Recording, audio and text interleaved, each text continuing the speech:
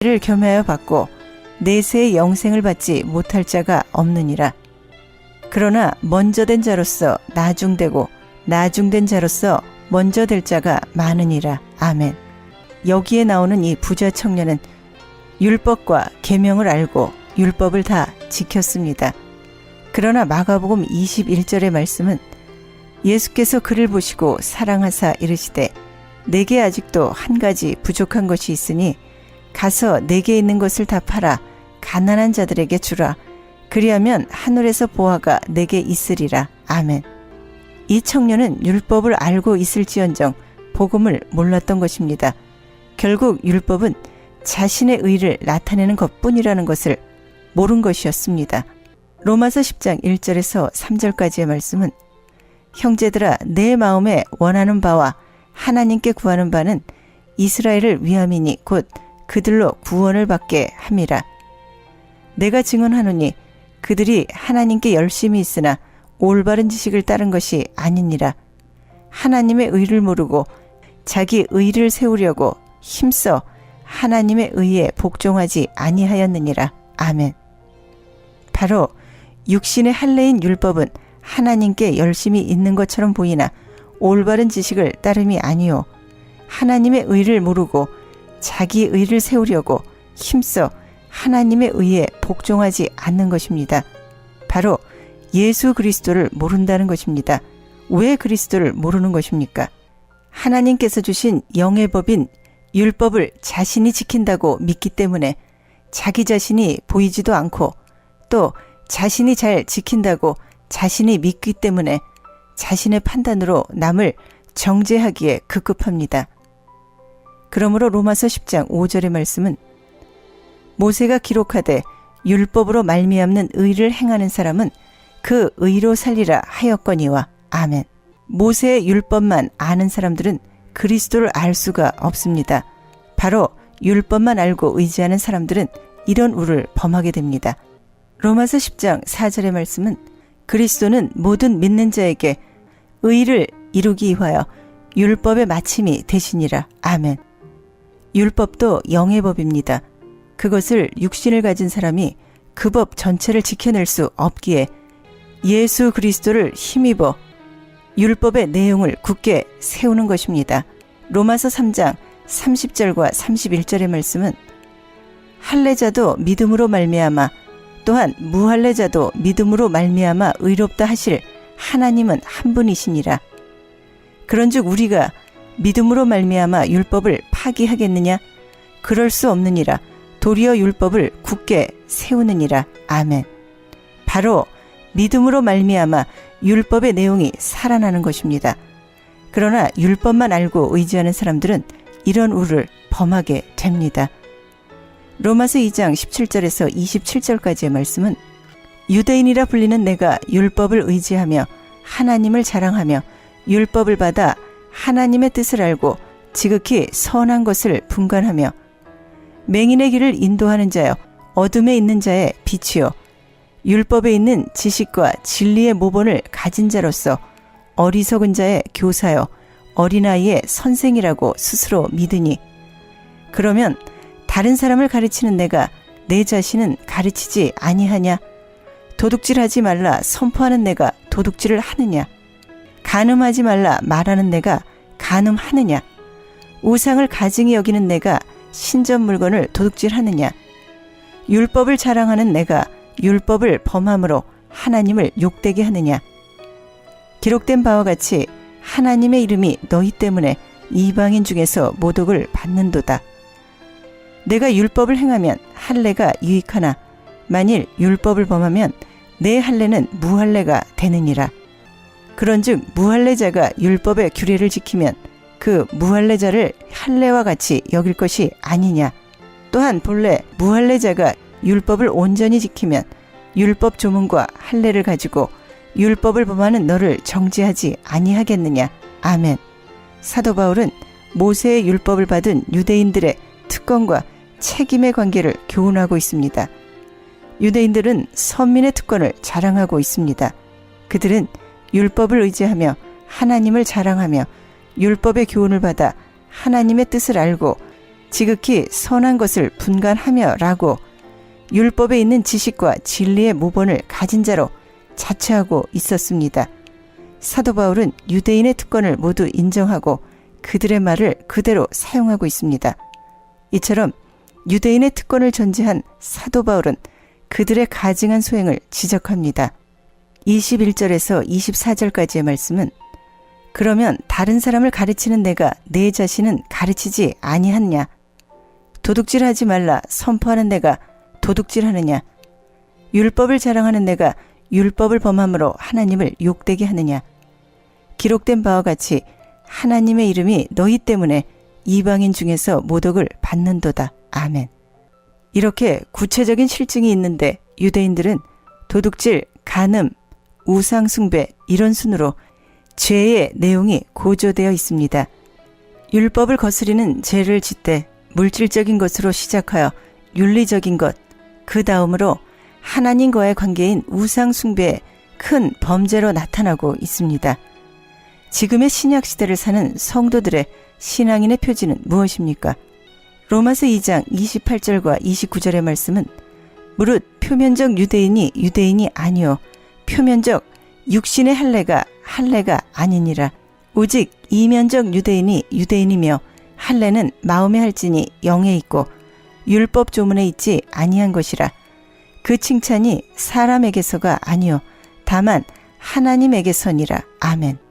유대인들은 할례 받은 것으로 신앙인의 표지를 삼았고 할례를 못 받으면 이방인으로 인식했습니다. 그러나 사도 바울은 표면적인 할례는 육체적인 표지에 불과하며 내적인 은혜의 할례가 필요하다고 합니다. 바로 마음에 할지니 영에 있고 율법 조문에 있지 아니한 것입니다. 여기서 우리는 신앙인의 참된 표지는 외형적인 변화가 아니라 성령으로 거듭난 믿음의 증거가 있어야 함을 알아야 합니다. 그러므로 참된 성도는 성도로서의 책임을 다하고 예수를 소유한 자로서 빛과 소금의 역할을 계속적으로 해야 합니다. 누가복음 16장 14절과 15절의 말씀은 바리새인들은 돈을 좋아하는 자들이라. 이 모든 것을 듣고 비웃거늘 예수께서 이르시되 너희는 사람 앞에서 스스로 옳다하는 자들이나 너희 마음을 하나님께서 아시나니 사람 중에 높임을 받는 그것은 하나님 앞에 미움을 받는 것이니라. 아멘. 바로 율법만 아는 바리새인들은 돈을 좋아하며 사람들 앞에서 자신을 스스로 옳다 여기기 때문에 자신의 의만 드러내며 하나님의 말씀을 바르게 깨달을 수 없습니다. 바로 말씀을 바르게 깨달은 성도는 우리가 가진 유형, 무형의 모든 것을 맡아 관리하는 것이지 우리의 소유가 아니라는 것을 깨닫습니다. 우리의 몸도 마음도 생명도 결코 우리의 것이 아닙니다. 그러므로 우리 마음대로 사용할 수 없고 주님의 뜻대로 사용해야 합니다. 우리는 모든 사물에 대하여 가진 자로서 행사할 것이 아니고 맡은 자로서 충성해야 하는 것입니다. 누가복음 16장 8절의 말씀은 주인이 이 옳지 않은 청지기가 이를 지혜 있게 하였으므로 칭찬하였으니 이 세대의 아들들이 자기 시대에 있어서는 빛의 아들들보다 더 지혜로움이니라. 아멘. 이 시대의 아들들이 자기 시대에 있어서는 빛의 아들들보다 더 지혜롭습니다. 그러므로 성도는 자신의 의지대로 세상을 사는 것이 아니라 예수 그리스도 안에서 세상을 사는 것입니다. 예레미야서 9장 23절에서 26절까지의 말씀은 여호와께서 이와 같이 말씀하시되 지혜로운 자는 그의 지혜를 자랑하지 말라. 용사는 그의 용맹을 자랑하지 말라. 부자는 그의 부함을 자랑하지 말라. 자랑하는 자는 이것으로 자랑할지니 곧 명철하여 나를 아는 것과 나 여호와는 사랑과 정의와 공의를 땅에 행하는 자인 줄 깨닫는 것이라. 나는 이 일을 기뻐하노라. 여호와의 말씀이니라. 여호와의 말씀이니라. 보라, 날이 이르면 할례 받은 자와 할례 받지 못한 자를 내가 다 벌하리니 곧 애굽과 유다와 에돔과 암몬 자손과 모압과 및 광야에 살면서 살적을 깎은 자들에게라. 무릇 모든 민족을 할례를 받지 못하였고 이스라엘은 마음의 할례를 받지 못하였느니라 하셨느니라. 아멘. 바로 모든 자가 자기 자신을 자랑하지 말고 여호와의 사랑과 정의와 공의를 자랑할 것을 말씀하고 계십니다. 자신을 자랑하지 말고 하나님의 지혜를 자랑해야 합니다. 자신을 자랑하면 하나님의 영광을 빼앗는 자이기 때문입니다. 겸손하게 되어야 합니다. 그리스도의 복음은 아이와 같이 겸손한 자들만이 받게 됩니다. 세상적인 지혜와 타고 태어난 육신적인 지혜는 사람이 교만하게 됩니다.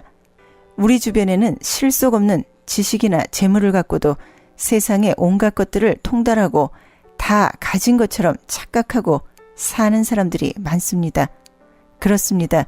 이 하나님의 지식을 바르게 깨닫지 못하면 자신도 어쩔 수 없이 율법 속에서 착각하며 평생을 종교적 열심으로 살아가게 됩니다. 그러므로 세상적인 지혜와 지식으로 교만하여지면 지혜를 범하게 될 수밖에 없습니다. 교만은 멸망의 길잡이입니다. 그리고 자신의 힘을 자랑하는 자는 하나님을 대적하는 자들입니다. 하나님을 믿지 않고 자기 힘을 믿는 자는 하나님의 대적자가 될 수 있고 이런 자를 하나님은 진노하십니다. 시편 78장 17절에서 22절까지의 말씀에서 밝힙니다. 힘을 자랑하는 자는 하나님의 복을 받지 못합니다. 하나님께서는 약한 것들을 택하사 강한 것들을 부끄럽게 하십니다. 고린도전서 1장 27절에서 밝힙니다. 그리고 부함을 자랑하는 자는 물질도 하나님께서 주신 사실을 무시하는 자들입니다. 그런 자에게는 하나님이 재물을 도로 빼앗을 날이 올 것입니다. 우리의 세상적인 재물인 부함을 자랑하지 말고 여호와를 자랑해야 합니다. 곧 명철하여 나를 아는 것과 여호와는 사랑과 정의를 땅에 행하는 자인 줄 깨닫는 것이라. 나는 이 일을 기뻐하노라. 아멘. 24절에서 밝히고 있습니다. 여호와 하나님께서는 약한 것들을 들어 강하게 하시며 충성하는 자에게 칭찬하여 주시며 더없이 주시는 것을 알아야 합니다. 인간의 힘을 의지하고 인간의 부함을 자랑하는 자는 마치 안개와 같이 허무하기 이를 데 없는 것입니다. 본문 말씀인 마가복음 10장 17절에서 31절의 부자 청년은 주님을 만나기 위하여 달려왔습니다. 17절에서 밝힙니다. 예수께 나온 그는 지극한 존경심과 겸손한 태도로 그 앞에 꿇어 엎드렸습니다. 그런가 하면 그에게는 진실성이 있었습니다. 이 청년은 어려서부터 모든 계명을 다 지켜왔다고 주님 앞에서 자신 있게 대답하였습니다. 19절과 20절에서 밝힙니다. 그는 자기 신앙에 충실했던 것입니다. 그에게는 남부럽지 않을 만큼의 재산도 있었습니다. 20절에서 밝힙니다. 그는 모든 면에서 부족함이 없었던 사람이었습니다. 그의 말대로 예수가 선한 선생이라는 것도 알고 또 율법의 계명을 다 지켰다고 했습니다. 그러나 예수는 한 가지 부족한 것이 있다고 했는데 21절에서 내게 있는 것을 다 팔아 가난한 자들에게 주라. 그리하면 하늘에서 보화가 내게 있으리라. 그리고 와서 나를 따르라고 하신 말씀에서 22절은 그 사람은 재물이 많은 고로 이 말씀으로 인하여 슬픈 기색을 띠고 근심하여 갔습니다. 바로 육의 소욕을 따라 영의 소욕을 외면함으로 영생이 아닌 멸망의 길을 선택하는 사람이었습니다. 바로 그는 하나님보다 재물과 세상을 더 사랑하였던 것입니다. 지금도 이런 사람들이 많이 있습니다. 성도는 분명 영의 소욕을 따라 사는 사람들입니다. 그럼으로써 예수는 제자들에게 재물이 있는 자는 하나님의 나라에 들어가기가 심히 어렵다고 말씀하시며 낙타가 바늘기로 나가는 것이 부자가 하나님의 나라에 들어가는 것보다 쉽다고 말씀하십니다. 누가복음 1장 53절의 말씀은 줄이는 자를 좋은 것으로 배불리셨으며 부자는 빈손으로 보내셨도다. 아멘. 제자들은 묻습니다. 그럼 누가 구원을 얻을 수 있는가 말입니다. 27절의 말씀에서 예수께서 그들을 보시며 이르시되 사람으로서는 할 수 없으되 하나님으로는 그렇지 아니하니 하나님으로서는 다 하실 수 있느니라. 아멘. 바로 이 일은 사람이 하는 것이 아니라 하나님께서 하실 수 있다는 것입니다. 누가복음 1장 37절과 38절의 말씀은 대저 하나님의 모든 말씀은 능하지 못하심이 없느니라. 마리아가 이르되 주의 여종이 오니 말씀대로 내게 이루어지이다 하매 천사가 떠나가니라. 아멘.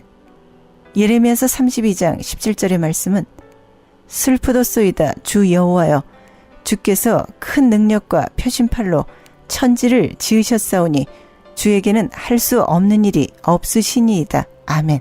그러므로 마가복음 10장 28절의 말씀은 베드로가 여짜와 이르되 우리가 모든 것을 버리고 주를 따랐나이다. 아멘.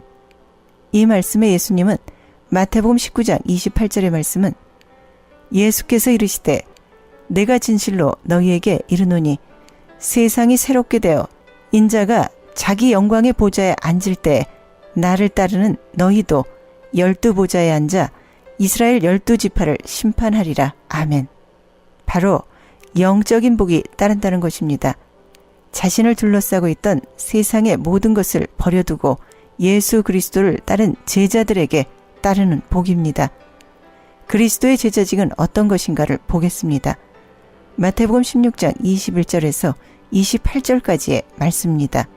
이때로부터 예수 그리스도께서 자기가 예루살렘에 올라가 장로들과 대제사장들과 서기관들에게 많은 고난을 받고 죽임을 당하고 제3일에 살아나야 할 것을 제자들에게 비로소 나타내시니 베드로가 예수를 붙들고 항변하여 이르되 주여 그리 마옵소서 이 일이 결코 죽게 미치지 아니하리이다. 예수께서 돌이키시며 베드로에게 이르시되 사탄아 내 뒤로 물러가라. 너는 나를 넘어지게 하는 자로다. 내가 하나님의 일을 생각하지 아니하고 도리어 사람의 일을 생각하는도다 하시고 이에 예수께서 제자들에게 이르시되 누구든지 나를 따라오려거든 자기를 부인하고 자기 십자가를 지고 나를 따를 것이니라. 누구든지 제 목숨을 구원하고자 하면 잃을 것이요 누구든지 나를 위하여 제 목숨을 잃으면 찾으리라. 사람이 만일 온 천하를 얻고도 제 목숨을 잃으면 무엇이 유익하리요? 사람이 무엇을 주고 제 목숨과 바꾸겠느냐? 인자가 아버지의 영광으로 그 천사들과 함께 오리니 그때에 각 사람이 행한 대로 갚으리라. 진실로 너희에게 이르노니 여기 서 있는 사람 중에 죽기 전에 인자가 그 왕권을 가지고 오는 것을 볼 자도 있느니라. 아멘. 바로 좋은 제자, 인정받는 제자들에게 주시는 말씀입니다. 그리스도의 제자는 하나님의 일을 세상이 주는 유익이나 다른 무엇보다도 우선순위에 두는 사람들입니다. 따라서 이 세상이나 세상에 있는 것들을 사랑하는 사람들은 자기 직분을 다하는 제자가 되지 못합니다. 지금도 하나님과 재물, 세상을 동시에 섬기는 사람들이 많습니다. 자기 자신 안에서 착각하는 사람들입니다. 이 하나님의 말씀을 읽고 듣고 하면서도 자신의 마음속에서 변화를 받지 않는다면 이것은 아무 소용이 없는 것입니다. 마음 안에서 변화를 받은 것은 외적인 것으로 나타나야 합니다. 그분을 따르려면 땅의 것들을 끊어버리는 아픔을 경험하는 것이 반드시 선행됩니다. 그리고 철저한 자기 부인과 헌신 없이는 그분의 제자가 되지 못합니다. 바울처럼 이전에 귀히 여기던 모든 것을 배설물로 여기고 오직 하나님의 뜻을 분별하여 따를 때 그분의 제자가 될 수 있습니다. 갈라디아서 2장 20절에서 밝힙니다. 로마서 12장 1절과 2절의 말씀은 그러므로 형제들아 내가 하나님의 모든 자비하심으로 너희를 권하노니 너희 몸을 하나님이 기뻐하시는 거룩한 산제물로 드리라. 이는 너희가 드릴 영적 예배니라. 너희는 이 세대를 본받지 말고 오직 마음을 새롭게 함으로 변화를 받아 하나님이 선하시고 기뻐하시고 온전하신 뜻이 무엇인지 분별하도록 하라. 아멘. 주의 형제는 예수 그리스도를 영접하기 전에 세상 지식과 단순한 나의 경험 등으로 사는 사람들이 아니라 하나님과 화목하게 하시는 예수 그리스도를 따라 세상의 가치관들을 자꾸 세워나가는 자들이 아니라 마음이 새롭게 되어 하나님의 뜻을 분별하여 자신은 더욱더 낮아지고 하나님의 이름만 높이는 자들입니다. 빌립보서 3장 7절에서 10절까지의 말씀에서 밝히고 있습니다. 하나님의 자녀여 상속자인 그리스도인들은 주와 함께 영광받기 위해 그분의 고난에도 동참해야 합니다. 십자가에 거치는 것을 피하려는 사람들, 그리고 빛나는 영광과 부활 전에 골고다의 험한 십자가의 길이 있음을 외면하는 사람들이 오늘날 교회에 많은 사람들이 있고 있는 듯 합니다. 성도는 반드시 하나님의 뜻을 분명하게 깨달아 자기 부인이 없이는 이 영광에 참여할 수 없습니다. 그러므로 하나님의 뜻도 행할 수 없습니다. 주와 함께 당하는 고난은 제자들만 경험할 수 있는 복이요, 이것이 참된 부요입니다. 로마서 8장 17절과 베드로전서 4장 14절에서 밝힙니다. 누가복음 14장 33절의 말씀은 이와 같이 너희 중에 누구든지 자기의 모든 소유를 버리지 아니하면 능히 내 제자가 되지 못하리라. 아멘. 누구든지 자기의 모든 소유를 버리지 아니하면 능히 내 제자가 되지 못하리라 하는 예수님의 선포는 자신이 소유한 모든 것은 내 것이 아니라 하나님께서 나에게 위탁하신 것이라는 뜻입니다. 소금이 그 맛을 내려면 녹아져야만 되듯이 주님의 제자가 되려는 자들도 먼저 자기를 희생할 수 있는 자라야 할 것입니다. 주의 제자의 길은 육신적으로는 죽는 길이요 희생의 길입니다. 그러나 영적으로는 크고 놀라운 기쁨을 누릴 것입니다. 이것이 예수 그리스도 안에서 참된 부요입니다. 하나님의 말씀에 장성한 분량의 자라 잘 분별하시어 참된 부요가 무엇인지 깨닫고 제자의 길을 가시길 예수 그리스도 이름으로 기도드립니다. 아멘. 지금까지 살아한 방송 선교사님의 온누리의 복음을 시간을 함께 하셨습니다. 말씀 들으시고 신앙에 도움받기를 원하시는 분들은 678지역 588-3848 678지역 588-3848번으로 문의하시기 바랍니다. 안녕하세요. 시니어 전문 플래너 폴선입니다. 메디케어 파트 A와 B를 받았거나 메디케어와 메디카를 갖고 계신 분들은 메디케어 어드밴테이지 플랜으로 처방약 보험, 보조보험에 가입할 필요 없이 치과, 침술, 안경 등의 혜택을 받을 수 있습니다. 수호천사보험 시니어 전문 보험 라이센스 에이전트 폴선 213-503-6897 213-503-6897 상담은 주 7일 오전 8시부터 오후 8시까지. 아니 당신 미장원 다녀왔어? 헤어스타일이 확 바뀌었네. 홈쇼핑월드 차홍 고데기로 마술을 부렸지. 홈쇼핑월드 차홍 고데기. 차홍 허니앤비 샴푸로 머리 감으면서 차홍 헤어두피 마사지를 쓰면 머릿결이 너무너무 부드러워지고 한 움큼씩 빠지던 머리카락도 눈에 띄게 덜 빠져. 차홍 고데기 너무 좋아. 그럼 그 웨이브 머리도 당연하죠. 3-4분이면 이렇게 풍성한 웨이브 머리를 만들 수 있다고요. 너무 이쁘다. 어디서 샀어? 홈쇼핑월드. 가격 만족, 품질 만족, 행복한 쇼핑. 팔가와 웨스턴 홈쇼핑 월드.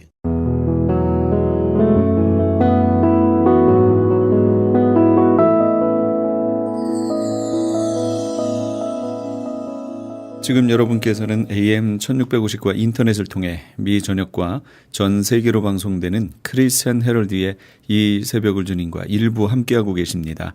방송시간과 설교 편성표는 크리스찬 헤럴드 신문 주간 편성표나 홈페이지 chtv1888.org에서 확인하실 수 있습니다. 계속해서 한빛 장로교회 김사무엘 목사님께서 창세기 4장 15절에서 19절까지의 말씀을 본문으로 노동은 축복입니다 란 제목의 하나님의 말씀 전해주시겠습니다. 많은 은혜 받으시기 바랍니다. 급기야는 인터넷에는 이런 끔찍한 글들이 올라오기 시작을 했습니다. 부유한 가정에 태어난 금수저들만 잘 사는 이 한국 사회, 우리 같은 빚더미 신용불량의 흙수저들은 오로지 죽창을 들고 일어나는 방법밖에 없다. 죽창 앞에는 너도 한 방, 나도 한 방 평등하니까.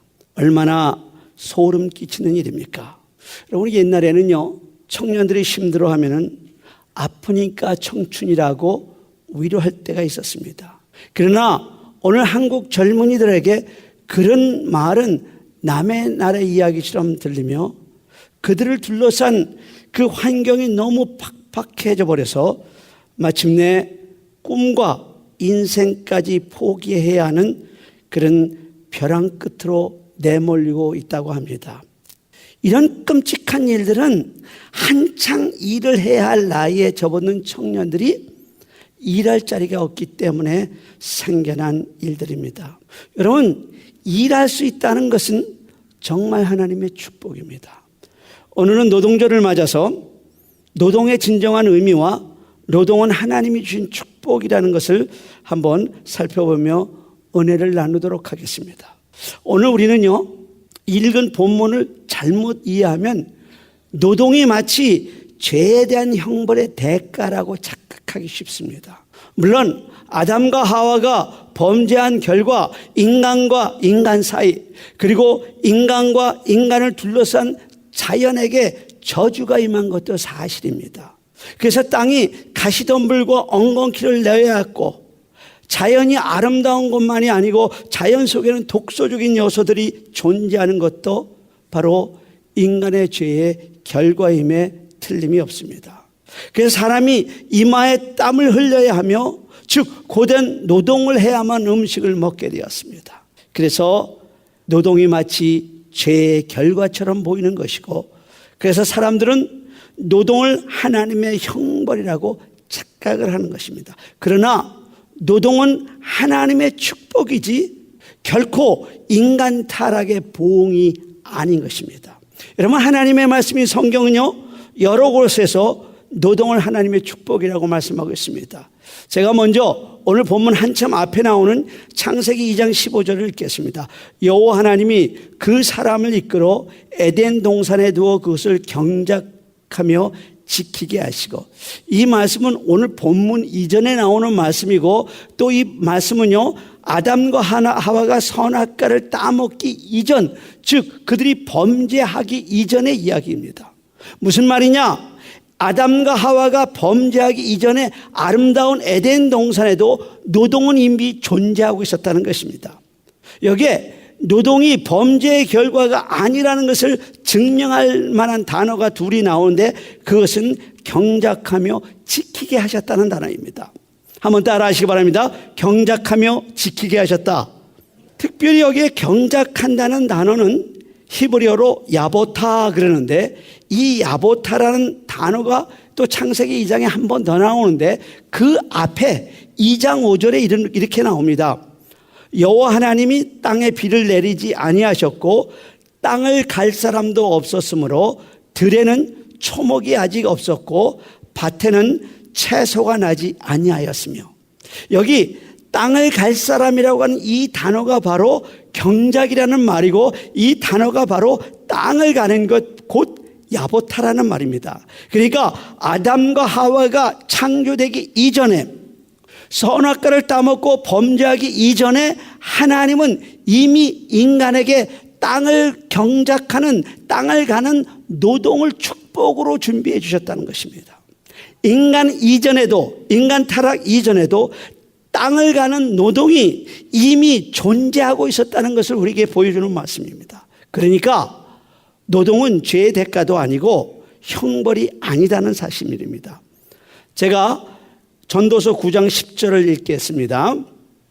무릇 내 손이 일을 당하는 대로 힘을 다하여 할지어다 내가 장차 들어갈 음부에는 일도 없고 계획도 없고 지식도 없고 지혜도 없습니다. 한번 따라 하시기 바랍니다.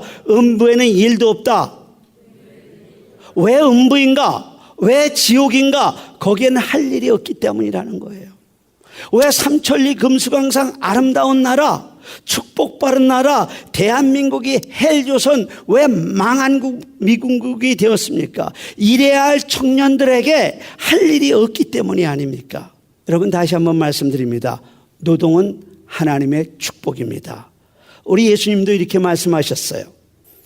내 아버지께서 이제까지 일하시니 나도 일한다. 여기서 아버지 하나님과 예수님이 하시는 일이라는 이 단어가 헬라어로 보니까 에르곤 그렇게 했는데, 히브리어로 번역하면 이것이 이미 위에서 말씀드린 노동이란 이라는 야보타라는 단어라는 것입니다. 그러니까 요한복음 5장 17절을 이렇게 읽을 수가 있습니다. 내 아버지께서 이제까지 노동하시니 나도 노동한다.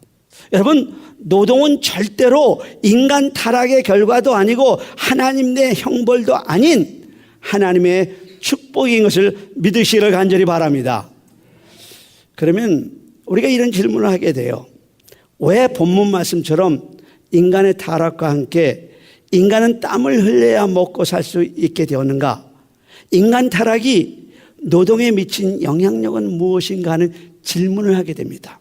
결론부터 말씀드리자면 그것은 노동의 문제가 아니라 문제는 즐거워야 할 노동, 하나님이 축복으로 주신 그 노동이 인간의 타락과 함께 괴로운 노동이 되었다는 사실입니다. 이것이야말로 인간 타락, 죄의 결과입니다. 인간 타락으로 말미암아 아담과 하와의 범죄로 말미암아 하나님께 영광 돌리고 즐거워해야 할 노동이 괴로운 노동이 되었다는 것입니다. 혹시 여러분이 무슨 일을 하거나 즐거워해야 할 봉사가 짜증이 나고 권태롭고 괴로우시면 이렇게 생각하시면 돼요. 아, 이것이 죄와 타락의 영향이구나. 어제 새벽에 그런 말씀을 드렸습니다. 한 세기 전만 해도요, 우리나라 사람들은 노동을 매우 부정적으로 보았습니다. 한 번은 선교사 두 사람이 공터에 테니스장을 만들고 테니스를 열심히 치고 있었습니다. 그야말로 땀을 빨빨 흘리면서 테니스를 쳤습니다. 그런데 그 모습을 그곳을 지나가던 참판쯤 되는 이 선교사들과 가까이 지내던 황실의 높은 어른이 지나가시다가 혀를 끌끌끌끌 차면서 이렇게 말했다고 합니다. 선교사님들, 왜 땀을 뻘뻘 흘리며 고생들을 하십니까? 아래 것들을 시키지. 그러면 이것은 노동을 천히 여기는 유교 문화에 젖어온 한국 사람들이 노동에 대해, 그 땀 흘림에 대해서 부정적인 인식을 한 모습을 우리에게 보여주고 있는 말씀입니다. 만약에 우리나라에 노동을 축복으로 여기는 우리 기독교 신앙이 들어오지 않았다면 절대로 오늘날 경제대국 대한민국은 있을 수 없습니다. 우리가 믿는 하나님은 언제나 일하시는 하나님, 지금도 일하시는 하나님인 것입니다. 혹 우리 가운데 일하기 싫은 분은 먹지도 마십시오. 그게 성경의 가르침입니다. 여러분, 노동은 절대로 하나님의 형벌이 아닙니다. 노동은 하나님의 축복입니다. 믿으시면 아멘 하시기 바랍니다. 그런데 우리 그리스도인들은요, 무슨 일을 하든지 잘해야 돼요. 한번 따라 하시기 바랍니다. 잘해야 한다. 기독교인한테 무슨 일을 맡겼는데 그래서 잘했다. 그럼 누가 영광을 받냐? 하나님이 영광 받는 거예요. 열심히 한다고, 성실하게 한다고 그거 가지고는 안 되는 거예요. 그리스도인들은 무슨 일을 맡든 잘해야 돼요. 만약에 예를 들어서 아주 성실하신 기독교인 의사 선생님이 한 분 계셨다고 우리 가정을 해보십시다. 근데 그분은 수술할 때도 얼마나 열심히 하는지 몰라요. 그런데 그분이 수술만 하면 그 사람 죽어버려요. 그럼 하나님께 영광이 안 되는 거예요. 우리 그리스도인들은 무슨 일을 맡겨놔도 잘해야 돼요. 그 대표적인 사람이 바로 요셉입니다. 요셉은 그가 종으로 살던 보디발의 집에서도 열심히 잘했어요. 그가 정말 억울하게 누명을 쓰고 갇힌 감옥에서도요, 그 사람은 잘했어요. 그가 한 나라의 살림을 총책임지는 총리의 자리에서도 참 잘했어요.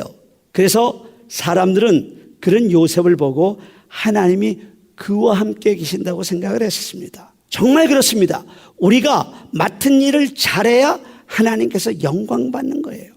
문제는요, 어떤 사람도 모든 일을 다 잘할 수 없다는 것입니다. 그래서 우리가 중요한 건 뭐냐면 잘하는 일을 찾아내야 되는 거예요. 우리는 이것을 은사라고 얘기를 하고, 우리는 이것을 하나님이 주신 달란트라고 얘기를 해요. 자기 은사대로, 자기 달란트로 일하면 우리는 잘할 수 있어요. 더 나아가 그 잘하는 일이 만약 우리 직업이 된다면 내 재능과 내 은사 다 달란트에 적합한 일을 우리가 할 수만 있다고 한다면 잘할 수 있을 뿐만 아니라 힘든 일을 하면서 우리는 너무너무 행복한 거예요. 그래서 우리가 직업을 선택할 때 중요한 것은 내가 좋아하는 일인가 하는 것입니다. 더 중요한 것은 내가 좋아하지만은 내가 이 일을 잘할 수 있는가 하는 것입니다. 이보다 더더욱 중요한 것은 내가 이 일을 함으로 하나님께 영광 돌릴 수 있는가 하는 것입니다. 사람들은 그러죠. 이 직업을 가지면 돈을 많이 벌 수 있는가? 그것은 그리스도인들의 사고가 아닙니다. 여러분의 자녀가 직장을 구할 때 그들이 제일 잘할 수 있는 일을 시키세요. 그들이 그 일을 하면서 인생의 의미를 느낄 수 있는 일을 해주도록 하세요. 더더욱 그 일을 하면서 하나님께 영광 돌릴 수 있는 일을 해줘야 한다는 것입니다. 그런데 그리스도이면서도 그 일은 돈 안 벌리는 일이야. 이 일이 돈이 많이 벌리는 일이야. 만약 그렇게 해서 자녀가 원치 않은 일을 강요한다면은 죄송하지만 그 사람은 성도도 부모도 아닙니다. 그러면은 우리가 이 세상에서 살면서 세상 일을 하는데 그 일을 통해서 하나님이 영광을 받으시는 것이 왜 그렇게 중요한가 하는 것입니다. 제가 다시 한번 창세기 2장 15절을 읽을 테니 여러분 이 문장의 주어가 무엇인지 한번 여러분 주목해서 들으시기 바랍니다. 제가 읽습니다. 여호와 하나님이 그 사람을 이끌어 에덴 동산에 두어 그것을 경작하며 지키게 하시고, 누가 그렇게 하셨다고 했습니까? 여호와 하나님이. 여호와 하나님이 아담을 지어놓고 그리고 아담으로 에덴 동산을 경작하고 개발하고 관리하고 지키는 일을 하게끔 여호와 하나님이 맡기셨다는 것입니다. 즉 지금 당신이 하는 그 일은 여호와 하나님이 맡기셨다는 것입니다. 즉 지금 당신을 부르고 당신에게 일감을 주신 분이 누구냐? 여호와 하나님이라는 것입니다. 그래서 우리는 이것을 얘기할 때 소명 콜링이라고 하는 것입니다. 직업이라는 단어는요 라틴어로 vocation 그럽니다. 그래서 여러분 vocation 스쿨 많이 들었죠. 그게 job training 스쿨이에요. 이 뜻의 원래 의미는 뭐냐? 소명이라는 말이에요. 콜링이라는 말이에요. 옛날에 우리말에도 천직이다 하는 말 있지 않습니까? 그래요. 천직이다. 이것은 하나님이 주신 직업이라는 거예요. 우리는 그것을 발견해야 한다는 것입니다. 돈이 잘 벌리는 직업이 아니라 하나님이 내게 주신 직업. 그래서 내가 좋아하고 내가 그 일을 하면서 보람과 의미를 느낄 수 있는 그 직업. 하나님이 그 일 가운데 나를 불러주시고 그 일을 하게 되면은 나는 행복해지고 하나님이 영광 받으실 그 일을 우리가 발견해야 된다는 것입니다. 다른 사람들이 보기에는 왜 저런 일을 할까? 너무너무 힘들 터인데, 그러나 나는 그 일을 하면 너무너무 기뻐요. 그리고 아주 잘해요. 거기에다 감사가 있어요. 그럴 때 하나님이 영광을 받으신다는 것입니다. 이것이 바로 vocation, 콜링, 소명, 천직이라는 말입니다. 우리가 직업에 대한 말을 할 때마다 꼭 한번 예를 들은 고전적인 예화가 있습니다. 오늘 다시 한번 그 얘기를 해드립니다.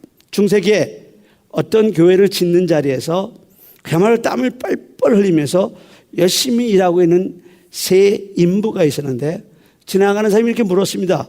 당신들 뭐 하고 있습니까? 첫째 인부가 아주 짜증 섞인 말투로 이렇게 얘기합니다.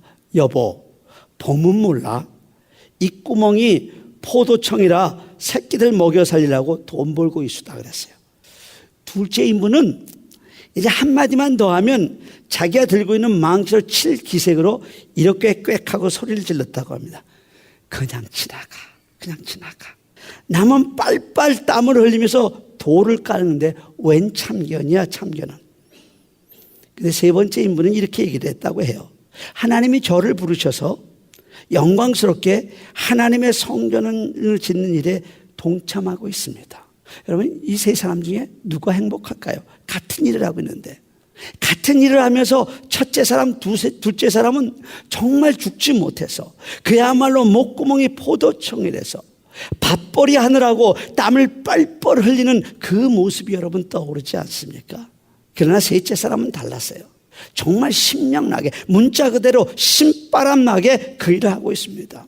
아마 그 사람은요 흥얼거리며 콧노래로 찬송을 부르며 그 일을 하고 있었을 것입니다. 왜냐하면 이 사람은 같은 일을 하면서도 하나님이 자기를 부르셔서 하나님 나라의 확장을 위해 자기를 쓰시고 있다고 하는 그 소명감에 불타서 일하고 있기 때문입니다. 이 사람이 행복한 사람입니다. 이처럼 노동을 소명의 차원에서 발견한다는 것, 이건 참으로 행복한 일이고 소중한 일입니다. 여러분 한평생 행복하게 일하기를 원하십니까? 그러면 여러분의 직업이, 여러분의 노동이 하나님의 소명인 것을 발견하시기를 간절히 바랍니다. 대신 한 가지 주의할 게 있어요. 그것은 그리스도인들은 자기가 한 일에 대해서는 그것은 너무 집착하지 말아야 돼요.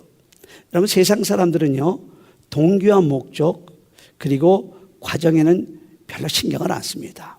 손에 들어온 결과만 신경을 씁니다. 그 사람이 어떤 방법으로 돈을 벌었든 상관이 없어요. 성공하고 그 돈을 사회화시킨다고 한다면 그 사람은 마치 영웅처럼 그의 삶이 미화되게 돼 있어요.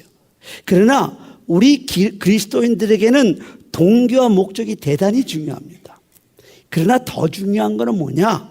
그 동기와 목적을 이루어 나가는 그 방법인 과정이 더 중요한 것입니다. 아무리 동기와 목적이 선하다고 해도 그 과정이 선하지 못하면 그런 일로 우리 하나님이 영광받을 수 없기 때문입니다. 그래서 하나님의 말씀 신명기 23장 18절은 이렇게 말씀하십니다. 창기가 번 돈과 개 같은 자의 소득은 어떤 소원하는 일이 있든지 내 하나님 여호와의 전에 가져오지 말라. 이 둘은 다 내 하나님 여호와께 가증한 것이라고 말씀하십니다. 더더욱 우리가 세상 사람과 다른 것은 우리는 목적과 내가 한 그 일의 결과는 하나님께서 책임져 주시겠다는 믿음입니다. 솔로몬이 쓴 전도서 9장 11절은 이렇습니다. 발이 빠르다고 먼저 골인하는 것도 아니요 힘이 세다고 반드시 싸움에서 이기는 것도 아니며 머리가 좋다고 돈을 버는 것도 아니고 박식하다고 위기를 벗어나는 게 아니다, 그렇게 얘기하고 있습니다. 남보다 우수한 재능과 신체 조건을 가졌다고 여러분 성공이 보장되어 있습니까? 여러분의 환경이 내가 일을 하면 100% 성공한다고 성공했습니까? 그 결과는 우리를 충성되이 여기셔서 우리에게 일을 맡겨주신 하나님이 후에 평가하신다는 것입니다. 그렇습니다. 우리는 우리 인생의 주인이 아니라 청직이라는 사실을 우리는 알아야 합니다. 청직이는요 열심히만 일하면 돼요. 책임에는 관계가 없어요. 결과에는 관계가 없어요.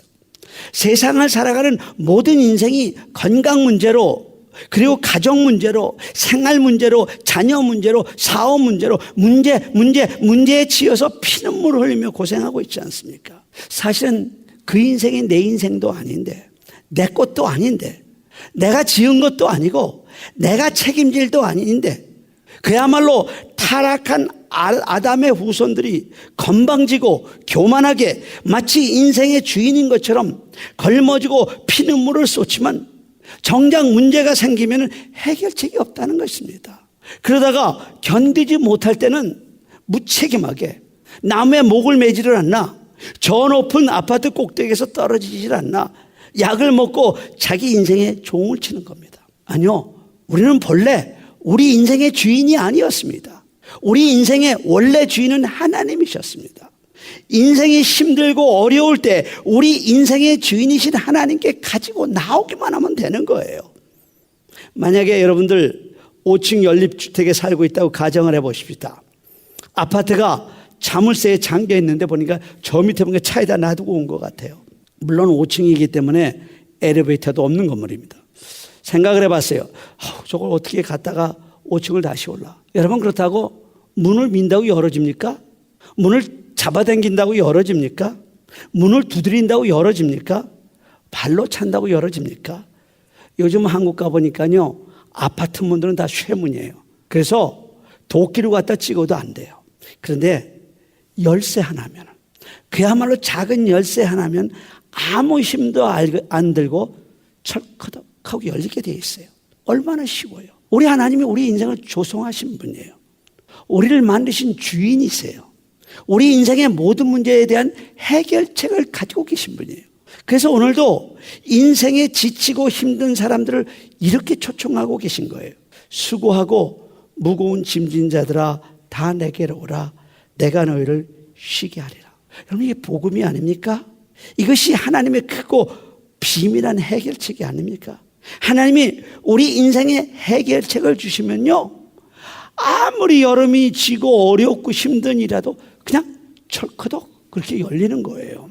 밀고 당기고 도끼로 찢고 피땀 흘리고 진땀 흘릴 필요가 없지 않습니까? 주인도 아닌 것이 주인 노릇한다고 수고하고 무거운 짐을 빼앗아 혼자 짊어지고 낑낑거리지 말고 나에게 나오라는 거예요.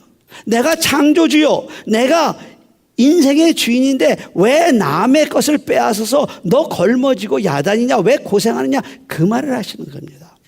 이를 해결할 능력도 없으면서 자기가 책임진다고 건방 떨지 말라는 것입니다.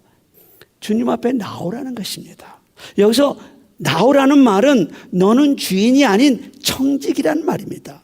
여러분, 무엇을 먹을까, 무엇을 입을까, 무엇을 마실까, 어떻게 살까 걱정하지 마세요. 인생의 주인 되시는 그 주님 앞에 나오세요. 여러분의 질고를 가지고 주님 앞에 나오세요. 여러분의 고민을 가지고 주님 앞에 나오세요. 우리 주님이 해결해 주실 줄로 믿습니다. 여러분, 주님께 다 돌리시면 돼요. 그것은 내 건이 아니기 때문에 그래요. 주님의 것이기 때문에 그래요. 그러면은 우리 인생의 주인 되신 여러분이, 주님이 다 책임져 주실 것입니다. 그런데요, 그럼에도 불구하고 하나님은 우리를 충성되이 여기셔서 우리를 충성된 청지기로 삼아주시고 우리에게 일을 맡기셨다는 거예요. 그래서 사도 바울이 늘 이런 고백을 하잖아요. 나를 능하게 하신 그리스도 예수 우리 주께 내가 감사함은 나를 충성되이 여겨 내게 직분을 맡기시며, 여러분들이 맡긴 직분이 우리 하나님이 여러분들을 충성되게 해서 맡겨주신 직분이라는 거예요. 그래서 우리는 하나님이 맡겨주신 그 직분, 그 일에 기쁨과 감사로 충성을 다해야 하는 것입니다. 어느 건축가가 평생을 건축하며 살았어요. 이제 곧 은퇴를 하게 됩니다. 근데 사장이 하루는 그를 불렀어요.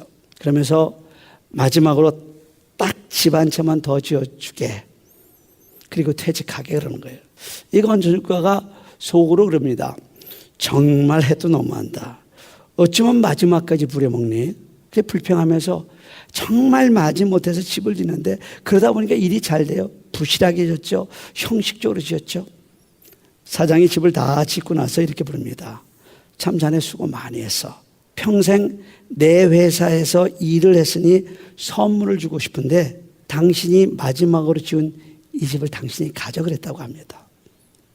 우리 그리스도인들이 직업에 대해서 소명의식을 가지고 살아야 한다는 말에는 집을 짓는데 대충 집을 지을 때는 나의 인생에 오점도 남기지만 이 세상을 망친다는 의미가 들어있는 것입니다. 여러분, 오늘 노동에 대한 기록을 창세기 중에서 하나님 창조 사역과 함께 바로 그 뒤에 기록하고 있다는 것은 대단한 의미가 있는 거예요. 왜 많은 일 중에서 하나님의 창조 사역을 기록하고 인간을 짓기 전에, 그리고 인간을 지으신 다음에 바로 그 뒤에 죄 짓기 전에 먼저 노동에 대한 이야기를 하고 계실까? 그것은요, 하나님이 나에게 맡겨주신 그 일에 내가 충성할 때 나도 그 일을 통해서 하나님 창조사역에 동참하는 것이고, 이 정신으로 나에게 맡겨주신 일에 충성을 다해야 된다는 것을 우리에게 보여주고 있는 것입니다. 하나님은 우리에게 무슨 일을 할 때 눈가림으로 하지 말고 오직 주를 두려워하는 마음으로 하라고 말씀하고 계십니다. 여러분, 직업을 잃고 실업자가 된 사람, 혹은 열심히 일하다가 병성에 누워서 누워있는 사람들이 신음처럼 하는 외마디 소리를 들어보신 적이 있습니까? 아, 일하고 싶다. 출근하는 사람이 부럽다. 아침마다 눈을 뜨기가 두렵다. 여러분, 다시 한 번 더 말씀드립니다. 일할 수 있다는 것은 축복입니다. 노동은 하나님이 주신 축복입니다. 우리 다 같이 기도하십시다. 지금까지 한빛 장로교회 김사무엘 목사님께서 귀한 하나님의 말씀 전해주셨습니다. 한빛 장로교회는 11608 벨리 블루버드 엘몬드에 위치하고 있습니다. 방송 들으시고 신앙에 도움받기를 원하시는 분은 전화 626지역 444-0521 626지역 444-0521번으로 문의하시기 바랍니다.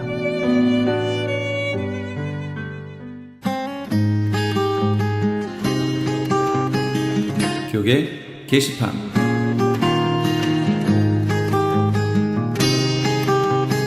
아이오와주의 아이오와시티에 위치한 온누리 침례교회에서 담임 목사를 청빙합니다. 5년 이상 목회 경험이 있으시고 미국 체류 및 취업에 결격 사유가 없으시거나 청빙 즉시 종교비자 신청이 가능한 분이어야 합니다. 교단은 침례교 신학교를 졸업하셨거나 남침례 교단 가입에 결격 사유가 없으셔야 합니다. 그 외 기타 자세한 사항 및 제출 서류에 관한 문의는 크리스천 헤럴드 홈페이지 CHTV1888.org에서 확인하시기 바랍니다. CHTV 18.88 창립 1주년 및 크리스천 헤럴드 39주년을 기념하여 아름다운 가을밤을 수놓을 찬양제가 열립니다. 일시는 10월 2일 주일 오후 6시 30분이며 장소는 나성한인교회입니다. 좀 더 자세한 문의는 크리스천 헤럴드 전화 213-353-0777 213지역 353-0777번으로 하시기 바랍니다. 생명의 전화 상담 봉사로 사역하실 분들을 찾습니다.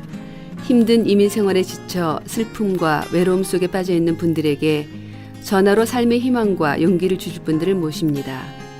생명의 전화에서는 오는 9월 제20기 상담 봉사원 훈련 세미나를 준비했습니다. 고통받는 이웃을 돕는 일에 참여를 원하시는 분들은 오는 9월 13일부터 10월 27일까지 매주 화요일과 목요일 저녁 7시부터 10시까지 진행되는 세미나에 참석하시기 바랍니다. 모집 인원은 선착순 30명이며 약간의 참가비가 있습니다. 자세한 내용은 생명의 전화 213-480-0691 213-480-0695번으로 문의하시기 바랍니다. LA 한인타운에 있는 프레이즈 교회에서 매주 주일 오후 2시와 매주 금요일 오후 7시에 요한계시록 2차 강해가 10월 말까지 진행됩니다. 이방 교회와 대체 신앙으로 인해 가려진 이스라엘과는 어떤 관계가 있는가? 우리가 왜 이스라엘을 알아야 하는가? 이스라엘을 통해 약속하신 하나님의 시간표는 어떻게 되는가 등 말세를 사는 우리들이 지켜보고 준비해야 하는 것들이 무엇이 있는지를 함께 고민하고 나눠보는 시간이 될 것입니다. 요한계시록 강의를 듣기 원하시는 성도님들은 2668 웨스트 피코 블루바드 피코와 캔무어가 만나는 곳에 있는 프레이즈 교회로 오시거나 전화 213-700-9833으로 문의하시기 바랍니다.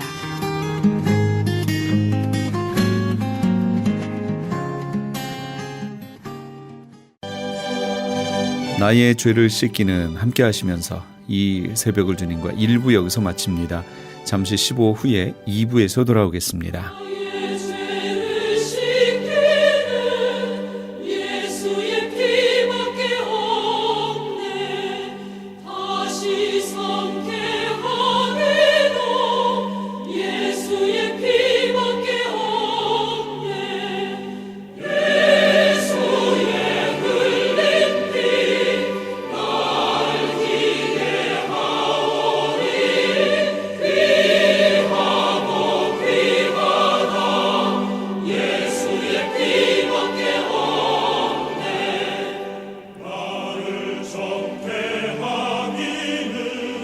예수의 피밖에 없네.